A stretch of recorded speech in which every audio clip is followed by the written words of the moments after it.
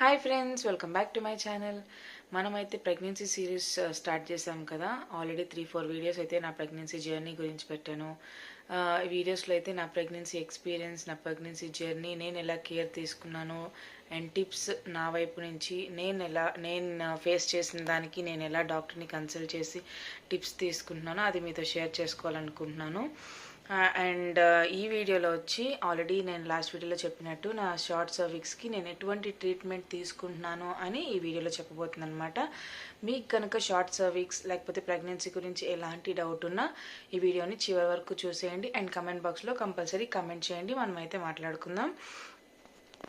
నాకు తెలిసిన విషయాలు నేనైతే షేర్ చేసుకుంటాను.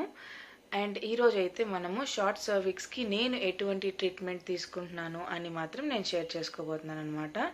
నాకైతే ఫస్ట్ నుంచి షార్ట్ సర్విక్స్ అని చెప్తూ ఉన్నారనమాట. అండ్ 12 వీక్స్ వచ్చినప్పుడు నా హాస్పిటల్లో డాక్టర్ అయితే నువ్వు స్టిచెస్ వేసుకోవాలి అని సజెస్ట్ చేసింది. నాకైతే చాలా భయంగా ఉన్నింది.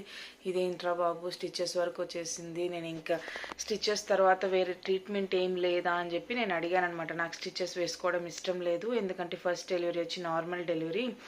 నాకు అదేం భయం అంటే స్టిచెస్ వేస్తే నార్మల్ డెలివరీ అవ్వదు, సిజరీనే అవుతుందేమో అని ఒక మైండ్లో ఫిక్స్ అయిపోయారనమాట.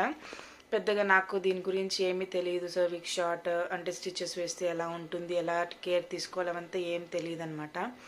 నా చుట్టుపక్కల వాళ్ళు వేసుకున్నారు కానీ నేను అంత వాళ్ళతో కమ్యూనికేట్ చేసి వాళ్ళ దగ్గర నుంచి మీరు ఎలా ఉన్నారు, ఎలా ఉనింది అట్లంతా నేనేం తెలుసుకోలేదన్నమాట. సో నేను సరే ట్రీట్మెంటే తీసుకుందాము, ట్రీట్మెంట్ ఏదైనా ఉందో ఒకసారి అడుగుదామని చెప్పి ఆమెని అడిగామన్నమాట. స్టిచెస్ లేకపోతే వేరే ఏం చేయాలి సర్విక్స్ షార్ట్కి అట్లని చెప్పి అడిగానమాట. అడిగితే ఆమె వచ్చి ప్రొజెస్ట్రాన్ ట్రీట్మెంట్ ఉంది ఒకటి అట్లని చెప్పింది. దానివల్ల ఉపయోగం ఏంటి అంటే సర్విక్స్ లెంత్ ఇప్పుడు నాకైతే 25 mm ఉంది. నువ్వు రెస్ట్లో ఉండి ప్లస్ ఈ ట్యాబ్లెట్స్ ఇంజెక్షన్స్ వేసుకుంటే అంతలోనే ఉంటుంది, తగ్గదు పెరగదు అట్లని చెప్పింది అనమాట.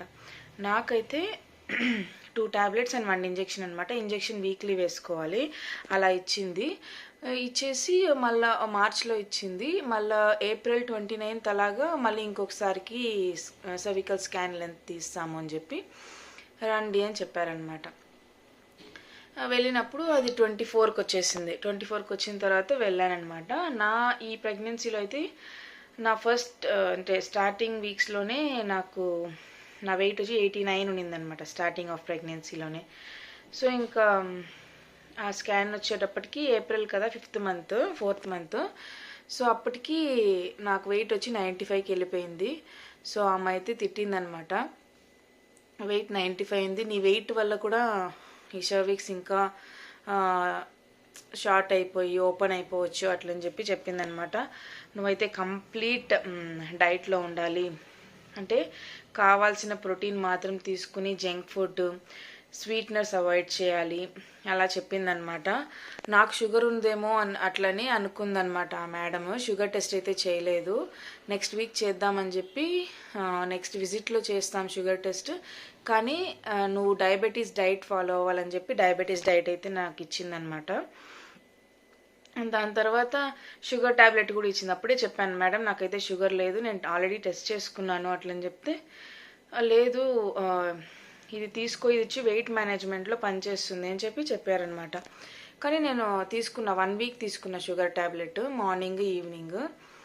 నాకు వేసుకున్న రోజు నుంచి ఆ 1 వీక్ నేను ఎలా అయితే నరకం భరించానంటే నాకు లైఫ్లో ఇంక నేను ఆలోచిస్తే కూడా నేను తీసుకోలేను ఆ కష్టాన్ని. ఫుల్ హెడేక్, ఇక్కడంతా చెవంతా నొప్పి, ఇక్కడంతా నొప్పి, నిద్ర రాదు, అలా అయిపోయిందనమాట. అప్పుడు అర్థం కాలేదు సైడ్ ఎఫెక్ట్ అనేసి. సరే 1 వీక్ వేసుకున్న తర్వాత సాటర్డే వచ్చి నాకు మా హస్బెండ్కి లీవ్ అనమాట. సరే వెళ్ళి టెస్ట్ చేసుకుందాం, థైరాయిడ్ టెస్ట్ చేసుకుందాం ఎంత లెవెల్లో ఉందో, షుగరు టెస్ట్ చేసుకుందాం ఒకసారి. ఈమె టెస్ట్ చేయలేదు, నెక్స్ట్ విజిట్ ఇంకా ఉంది 1 మంత్ అట్లని చెప్పి వెళ్ళామన్నమాట. వెళ్తే థైరాయిడ్ లెవెల్ వచ్చి 19 ఉన్నింది నా ఫస్ట్ స్టార్టింగ్ ఆఫ్ ప్రెగ్నెన్సీలో, ఇప్పుడు వచ్చి 6కి వచ్చేసింది. మళ్ళీ వచ్చి షుగర్ టెస్ట్లో అసలు షుగరే లేదు, నాకు షుగరే లేదు.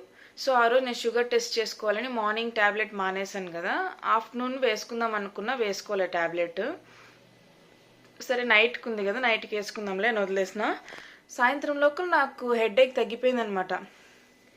అప్పుడు నాకు ఒక ఐడియా వచ్చింది, ఓ మేబీ దీని సైడ్ ఎఫెక్ట్ వల్ల ఉండొచ్చేమో అట్లని చెప్పి నేను నెట్లో సెర్చ్ చేస్తే ఉన్నింది, మీకు షుగర్ లేకుండా ట్యాబ్లెట్ వేసుకుంటే ఇలా ఉంటుంది అనేసి. సరే మా డాక్టర్ అయితే నెంబర్ ఇచ్చింది, మీకు ఎటువంటి డౌట్స్ ఉన్నా నాకు కాల్ చేసి అడగచ్చు అని. సరే ఆమెకు కాల్ చేస్తే, ఓ మేబీ నీకు సెట్ అవ్వలేదేమో, సరే వదిలేసే అని చెప్పి చెప్పింది. అదే నన్నైతే డయాబెటీస్ డైటే ఫాలో అవ్వమనింది అనమాట. షుగర్ లేదు కానీ డయాబెటీస్ డైట్ ఫాలో అవుతే వెయిట్ అనేది మేనేజ్మెంట్ అవుతుంది, వెయిట్ మేనేజ్మెంట్ అవుతుంది. సో నీ వెయిట్ వచ్చి సర్విక్స్ మీద ప్రెషర్ పడదు అట్లని చెప్పింది అనమాట. సో నేను చెప్పాను కదా, నేనైతే ప్రొజెస్ట్రాన్ ట్రీట్మెంట్ తీసుకున్నా, స్టిచెస్ వరకు అయితే వెళ్ళలేదు. సో ఆ ప్రొజెస్ట్రాన్ ట్రీట్మెంట్లో నేను ఎటువంటి టాబ్లెట్స్ అండ్ ఇంజెక్షన్ వాడుతున్నానో ఇప్పుడు చూసాను. నేనైతే ఓం హాస్పిటల్లో చూపిస్తున్నాను అనమాట, బెంగళూరులో ఉన్న వాళ్ళకి తెలుస్తుంది ఓం హాస్పిటల్. ఇది వచ్చి సస్టైన్ ట్యాబ్లెట్ అనమాట, 400 mg తీసుకోమని చెప్పారనమాట, డైలీ 2 times మార్నింగ్ ఈవినింగ్. దాని తర్వాత వచ్చి ఇక్కడ చూడండి డుఫస్టాన్ ట్యాబ్లెట్ 10 mg, అది కూడా తీసుకోవాలని చెప్పింది అనమాట మార్నింగ్ ఈవినింగ్. అండ్ ఇక్కడ ప్రొజెస్ట్రాన్ 500 mg ఇంజెక్షన్ వచ్చి వీక్లీ తీసుకోవాలని అనమాట. నాదైతే చూడండి, నేను చెప్పాను కదా 29th April అప్పుడు నాది 94.4 kgs ఉన్నింది. ఆమె అయితే మార్క్ చేసి చెప్పింది అనమాట, నువ్వు డయాబెటిక్ డైట్లో ఉండాలి అని చెప్పి. అండ్ 12 weeks 6 days అప్పుడు నా సర్విక్స్ లెంత్ చూపిస్తాను చూడండి, 24 mm అని చెప్పారు. స్టిచెస్కి రికమెండ్ చేశారనమాట, కానీ నేనైతే నాకు వద్దు అని చెప్పాను. నేనైతే ప్రొజెస్ట్రాన్ ట్రీట్మెంట్లో ఈ టాబ్లెట్స్ అండ్ ఇంజెక్షన్ అయితే వాడుతున్నాను.